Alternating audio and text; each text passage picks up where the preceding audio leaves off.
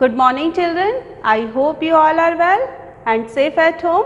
I am Vimlesh Sharma from Shivjyoti Educational Group, Kota. आज हम हिंदी व्याकरण का पाठ्य पुस्तक कनक का पाठ 9 पढ़ने जा रहे हैं। पाठ का नाम है संज्ञा। आप अपनी पाठ्य पुस्तक का पेज नंबर 74 ओपन करेंगे। संज्ञा के बारे में आपने पिछली कक्षाओं में पढ़ा ही है। संज्ञा क्या है? हमारे चारों ओर हमें बहुत कुछ दिखाई देता है। पेड़ पौधे, मैदान, इंसान, जानवर, फूल, फल, सब्जियाँ, ये सब हमें दिखाई देते हैं और इनका कोई ना कोई नाम है। नाम इनकी पहचान है और वो ही संज्ञा है। तो हम शुरू करते हैं संज्ञा। यहाँ पर हमें एक गद्यांश दिखाई दे रहा है। कुछ शब्दों को रेखांकित किया गया है, जैसे देश, आज़ादी, वर्षगांठ, साल, प्रधानमंत्री, लाल किले, झंडा, राष्ट्र, परंपरा, भारत, प्रधानमंत्री, जवाहरलाल नेहरू, मंत्री, संसद सदस्य, स्कूलों, बच्चे, सुरक्षा, व्यवस्था, सैनिक, ये सभी संज्ञा शब्द हैं। देश एक स्थान का नाम है और यह जातिवाचक संज्ञा के अंतर्गत आता है। आज़ादी भाववाचक संज्ञा है जो भाववाचक संज्ञा के अंतर्गत आता है। राष्ट्रीय यह जातिवाचक संज्ञा है। जवाहरलाल नेहरू व्यक्तिवाचक संज्ञा है। सैनिक जातिवाचक संज्ञा है। सुरक्षा, व्यवस्था ये भाववाचक संज्ञा है। बच्चे जातिवाचक संज्ञा है। स्कूलों स्थान का नाम है जो जातिवाचक संज्ञा के अंतर्गत आते हैं। अब हम जानते हैं संज्ञा की परिभाषा क्या है। किसी व्यक्ति, वस्तु, स्थान, गुण, धर्म, भाव के नाम को संज्ञा कहते हैं। इसका बोध कराने वाले शब्द संज्ञा कहलाते हैं। संज्ञा पदों के 2 लक्षण माने जाते हैं। वह हैं प्राणीवाचक और अप्राणीवाचक। प्राणीवाचक वो होते हैं जो बोल सकते हैं, चल सकते हैं, सांस लेते हैं, खाते हैं। उनके उदाहरण हैं जैसे आदमी, बालक, गाय, चिड़िया, चूहा। यह सभी किसके अंतर्गत आते हैं? प्राणीवाचक संज्ञा के अंतर्गत। अप्राणीवाचक जो बोल नहीं सकते, खाते नहीं हैं, जो बेजान हैं, जो चल नहीं सकते, वो सभी अप्राणीवाचक के अंतर्गत आते हैं। इनके उदाहरण हैं पुस्तक, गिलास, घड़ी, बस, पहाड़ आदि। ये सभी वस्तुएं बेजान हैं। जिन संज्ञा शब्दों की गिनती की जा सकती है उन्हें गणनीय संज्ञा कहते हैं, जैसे पेड़, कमरा, घर, बर्तन आदि। ऐसी बहुत सारी वस्तुएं हैं जिनकी हम गिनती कर सकते हैं। जिनकी गिनती नहीं कर सकते वो कहलाते हैं अगणनीय, जैसे पानी, हवा, सुंदरता, व्यवस्था, प्रकाश। इनकी हम गिनती नहीं कर सकते। तो हमने अभी पढ़ा गणनीय संज्ञा और अगणनीय संज्ञा। गणनीय संज्ञा जिनको गिन सकते हैं, अगणनीय संख्या जिनको नहीं गिना जा सकता। संज्ञा के 3 भेद होते हैं। हम जानते ही हैं संज्ञा के 3 भेद होते हैं: व्यक्तिवाचक संज्ञा, जातिवाचक संज्ञा और भाववाचक संज्ञा। व्यक्तिवाचक संज्ञा। विराट कोहली क्रिकेट के अच्छे खिलाड़ी हैं। आप जो हमारी भारत की क्रिकेट टीम है उसमें विराट कोहली क्रिकेट खिलाड़ी हैं, तो क्या हैं वो? व्यक्ति विशेष हैं, तो व्यक्तिवाचक संज्ञा के अंतर्गत आएंगे। हमारा देश भारत महान है। भारत एक ही है और वो देश है, तो व्यक्तिवाचक संज्ञा के अंतर्गत आएंगे। व्यक्तिवाचक संज्ञा की परिभाषा क्या है जानते हैं। किसी विशिष्ट वस्तु, विशिष्ट व्यक्ति या विशिष्ट स्थान के नाम को व्यक्तिवाचक संज्ञा कहते हैं। इसके कुछ उदाहरण हैं कि व्यक्तिवाचक संज्ञा में स्थान भी आता है, वस्तु भी आती है और व्यक्ति भी आते हैं। पहले हम अध्ययन करेंगे व्यक्ति। महात्मा गांधी, लता मंगेशकर, अन्ना हजारे आदि। महात्मा गांधी को आप जानते हैं, जो हमारे राष्ट्रपिता हैं। लता मंगेशकर बहुत अच्छी गायिका हैं। स्थान भारत, जापान, लद्दाख, उज्जैन आदि। यह स्थान के नाम हैं। भारत देश है, जापान देश है, लद्दाख एक जगह है, उज्जैन एक शहर है। पर हम इसको इसलिए जानते हैं क्योंकि वहाँ महाकाल का मंदिर है, इसलिए उज्जैन स्थान और व्यक्तिवाचक में आएगा। वस्तु रामचरितमानस, कोलगेट टूथपेस्ट, पैराशूट नारियल तेल, पार्कर पेन आदि। ये सभी हैं तो वस्तुएं, लेकिन विशेष नाम से प्रसिद्ध हैं। रामचरितमानस एक पुस्तक है, हिंदुओं का एक धार्मिक ग्रंथ है। कोलगेट टूथपेस्ट बहुत सारे होते हैं, लेकिन यहाँ पर कोलगेट नाम से प्रसिद्ध है। यह इसीलिए व्यक्तिवाचक संज्ञा के अंतर्गत आएगा। जातिवाचक संज्ञा। जातिवाचक संज्ञा क्या है जानते हैं। बंदर पेड़ पर बैठे हैं। बंदर लाल मुंह के भी होते हैं, काले मुंह के भी होते हैं, तो ये जातिवाचक के अंतर्गत आएगा। पेड़ भी बहुत सारे होते हैं, आम का पेड़, नीम का पेड़, पीपल का पेड़, तो यह जातिवाचक संज्ञा होगा। अध्यापक भी होते हैं, हिंदी के अध्यापक, अंग्रेजी के अध्यापक, विज्ञान के अध्यापक। कक्षा भी जातिवाचक है। कक्षा 8वीं कक्षा, 9वीं कक्षा, तो ये सब जातिवाचक के अंतर्गत आते हैं। अब हम जान लेते हैं इसकी परिभाषा क्या है। जो संज्ञा शब्द किसी प्राणी, स्थान, वस्तु आदि की संपूर्ण जाति का बोध कराते हैं, वे जातिवाचक संज्ञा कहलाते हैं। आपने इन उदाहरण से समझा कि जातिवाचक संज्ञा क्या है। जैसे प्राणी, पुरुष जातिवाचक संज्ञा है। बालिका जातिवाचक संज्ञा है। बालिका में बहुत सारे बालिकाओं के नाम होंगे तो वो व्यक्ति में चला जाएगा, और जब बालिका शब्द होगा तो वो जातिवाचक के अंतर्गत आ जाएगा। उसी तरह से महिला भी। स्थान शहर बहुत सारे हैं। कोटा शहर, मुंबई शहर। नदी भी बहुत सारी हैं, गंगा है, यमुना है। देश जापान, अमेरिका, भारत, पाकिस्तान आदि। वस्तु खिलौनों में भी बहुत सारे खिलौने हो सकते हैं, तरह तरह के खिलौने होते हैं। कपड़ा भी तरह तरह का होता है। दाल आदि, दालें भी आप जानते हैं, घर में खाते हैं ना, लाल दाल, पीली दाल, काली दाल, हाँ, तो दालें भी तरह तरह की होती हैं। जातिवाचक संज्ञा के दो भेद होते हैं। जातिवाचक संज्ञा के दो भेद हैं। कौन कौन से? द्रव्यवाचक और समूहवाचक। द्रव्यवाचक के अंतर्गत क्या आते हैं जानते हैं। जो संज्ञा शब्द किसी धातु, द्रव्य, पदार्थ का बोध कराते हैं, उन्हें द्रव्यवाचक संज्ञा कहते हैं। उसके उदाहरण हैं चीनी, लोहा, पानी, तेल, मिट्टी, चांदी, सोना आदि सब द्रव्य के अंतर्गत आते हैं। समूहवाचक, जो संज्ञा शब्द एक ही जाति के बहुत से व्यक्ति या वस्तु का बोध कराते हैं, उन्हें समूहवाचक संज्ञा कहते हैं। जैसे भीड़ में समूह होता है, लोग वहाँ पर इकट्ठे हुए होते हैं। सभा में भी सभी का समूह होता है।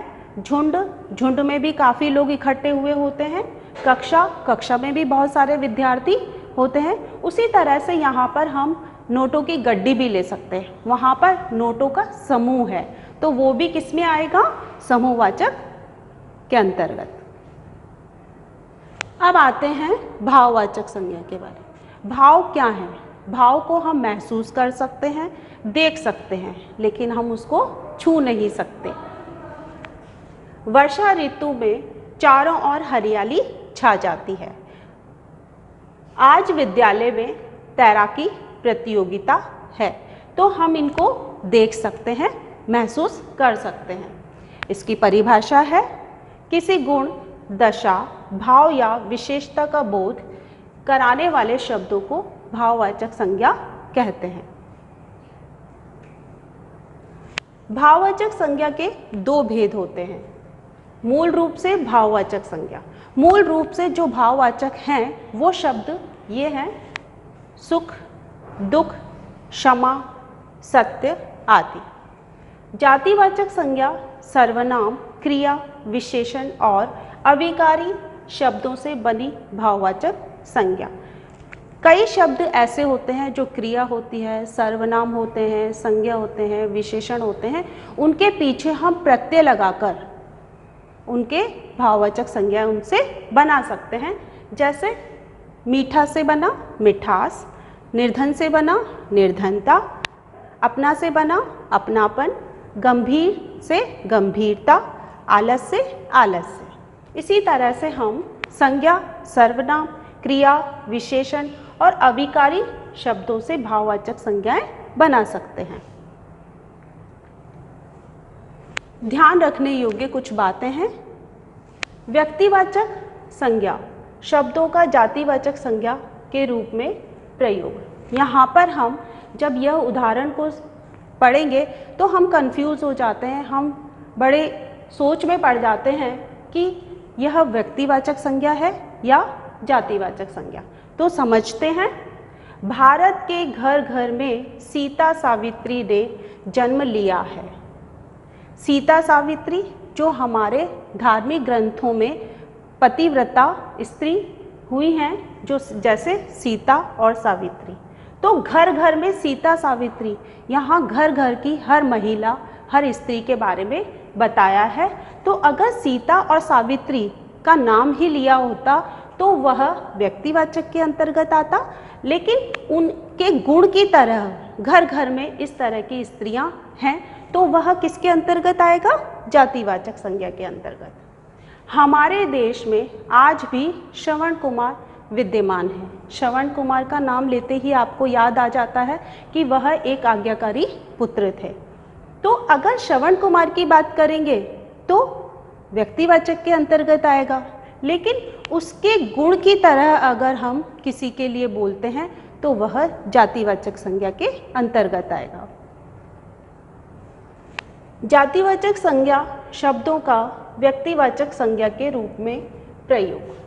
पंडित जी स्वतंत्र भारत के पहले प्रधानमंत्री बने। अब यहाँ पर पंडित जी जातिवाचक संज्ञा है, लेकिन हम प्रधानमंत्री जो जवाहरलाल नेहरू हैं, हम उनको पंडित जी जवाहरलाल नेहरू कहते हैं, तो वहाँ पर वो क्या हो जाएगा? व्यक्तिवाचक संज्ञा। नेताजी ने कहा तुम मुझे खून दो, मैं तुम्हें आज़ादी दूंगा। जो नेताजी सुभाष चंद्र बोस थे, उनका ये नारा था कि तुम मुझे खून दो, मैं तुम्हें आज़ादी दूंगा। तो जब उनके नारे की बात होती है तो हमारे मन में नेताजी सुभाष चंद्र बोस जी का ध्यान आता है, तो वह व्यक्तिवाचक के अंतर्गत आएगा। लेकिन अगर हम सिर्फ नेताजी शब्द की बात करेंगे तो नेताजी तो बहुत सारे होते हैं, तो वह जातिवाचक संज्ञा के अंतर्गत आता है। भाववाचक संज्ञा शब्दों का निर्माण। भाववाचक संज्ञाएं किस तरह से बनती हैं? आपने प्रत्यय उपसर्ग पढ़े ही हैं, प्रत्यय में और उपसर्ग में, कि हम किसी भी संज्ञा, क्रिया, सर्वनाम, विशेषण के पीछे प्रत्यय लगाकर भाववाचक संज्ञाएं बनाते हैं। तो देखते हैं जातिवाचक संज्ञा शब्दों से बने भाववाचक संज्ञा शब्द कौन से हैं। यह जातिवाचक संज्ञा शब्द हैं, इनसे भाववाचक संज्ञा शब्द बने। जैसे घर, घर से बना घरेलू, दोस्त से दोस्ती, इंसान से इंसानियत, मित्र से मित्रता। सर्वनाम शब्दों से बने भाववाचक संज्ञा शब्द। आपने सर्वनाम भी पढ़े हैं, मैं, हम, तुम, हमारा, आपका, ये सब क्या है? सर्वनाम शब्द हैं। यहाँ पर सर्वनाम शब्द हैं और इनसे भाववाचक संज्ञा किस तरह से बनी? जैसे निज, निज का बना निजता, निजत्व। पराया, परायापन। स्व, स्वत्व। आप से आपा। विशेषण शब्दों से बने भाववाचक संज्ञा शब्द। विशेषण भी आपने पढ़ा ही है, किसी भी वस्तु स्थान की विशेषता बताने वाले कौन होते हैं? विशेषण कहलाते हैं। तो यहाँ पर विशेषण शब्द दिए हैं, उनसे भाववाचक संज्ञा किस तरह से बनी जानते हैं। मीठा, मिठास। उपयोगी, उपयोगिता। तैराक, तैराकी। हरा, हरियाली। क्रिया शब्दों से बने भाववाचक संज्ञा शब्द। आप क्रिया जानते हैं, क्रिया के बारे में भी हमने पढ़ा है। जब हम कोई कार्य करते हैं तो कार्य करने का जो बोध कराता है वो क्रिया कहलाता है। यहाँ पर क्रिया शब्द दिए गए हैं, उनसे बनी भाववाचक संज्ञाएं दी हुई हैं। जैसे धोना, धोना क्रिया है, बना भाववाचक संज्ञा धुलाई। पूजना, पूजा। मांगना, मांग। खाना पीना, खान पान। अव्यय शब्दों से बने भाववाचक संज्ञा शब्द। अव्यय शब्द आप जानते ही हैं, तो यहाँ पर अव्यय शब्द हैं जिनमें कोई परिवर्तन नहीं होता। लिंग, वचन, सर्वनाम, संज्ञा के आधार पर कोई परिवर्तन नहीं होते, हम उन्हीं शब्दों को अव्यय शब्द कहते हैं। इससे बनी भाववाचक संज्ञाएं। ऊपर से ऊपरी, बाहर से बाहरी, दूर से दूरी, मना से मनाही। आपने संज्ञा के बारे में, उनके 3 भेद के बारे में समझा। अब हम कुछ अभ्यास कर लेते हैं। यह एक गद्यांश दिया गया है, इसमें बहुत सारे संज्ञा शब्द हैं। तो हम जानेंगे कि कौन सा शब्द व्यक्तिवाचक संज्ञा है, कौन सा शब्द जातिवाचक संज्ञा है और कौन सा शब्द भाववाचक संज्ञा है। रात को तुलसी, तुलसी एक नाम आ गया, तो नाम किसके अंतर्गत आएगा? व्यक्तिवाचक संज्ञा के अंतर्गत। लेटी तो वह पुरानी बात याद आ गई, पुरानी यहाँ पर हमारा भाववाचक संज्ञा के अंतर्गत आएगा। रामू ने जन्म के समय उन्होंने कर्ज लेकर मिठाई बांटी थी। रामू एक व्यक्ति का नाम है, लड़के का नाम है, तो वो किसके अंतर्गत आएगा? व्यक्तिवाचक संज्ञा के अंतर्गत। और सुभागी, सुभागी एक लड़की का नाम है, तो वह व्यक्तिवाचक संज्ञा के अंतर्गत आएगा। पैदा हुई और घर में रुपए रहते हुए भी उन्होंने 1 कौड़ी तक खर्च न की, तो यहाँ पर घर, घर किस में आएगा? हमारा जातिवाचक संज्ञा के अंतर्गत। पुत्र को रत्न समझा था, पुत्र क्या है? जातिवाचक संज्ञा। रत्न क्या है? जातिवाचक संज्ञा। तो आप इसी तरह से इस गद्यांश के अंतर्गत और संज्ञा शब्द ढूंढकर आप यहाँ पर लिखें, प्रयास करें। अब आते हैं हम क्वेश्चन नंबर 3 पर। नीचे दिए गए शब्दों में आई, आवट और आव प्रत्यय जोड़कर भाववाचक संज्ञा शब्द बनाते हैं। अब हमें प्रत्यय जोड़ने हैं, कौन कौन से? आई, आवट और आव। हमारा पहला शब्द है काटना, काटना से बनेगा कटाई, तो हमने प्रत्यय कौन सा लगाया? आई। बोना, बोना शब्द है, हमें इन 3 प्रत्यय में से एक प्रत्यय लगाना है, तो बोना से बुआई, तो इसका शब्द क्या बनेगा? बुआई। आप इसी तरह से अन्य शब्द को प्रत्यय लगाकर नए शब्द बनाने का प्रयास करें। निम्नलिखित भाववाचक संज्ञा शब्द किन शब्दों से बने हैं? अब हमें यह भाववाचक संज्ञा है, हमें मूल शब्द निकालना है। जैसे गौरव, गौरव से का मूल शब्द है गुरु। गंभीरता, ता प्रत्यय है, तो इसका मूल शब्द क्या हुआ? गंभीर। आप अन्य शब्दों को खुद करने का प्रयास करें। प्रश्न नंबर 5, निम्नलिखित वाक्यों में रिक्त स्थानों की पूर्ति भाववाचक संज्ञा पदों से कीजिए। जैसे पहला है, उसके घर की देखते ही बनती है सुंदरता। हिमालय की अन्य सभी पर्वतों से अधिक है ऊंचाई।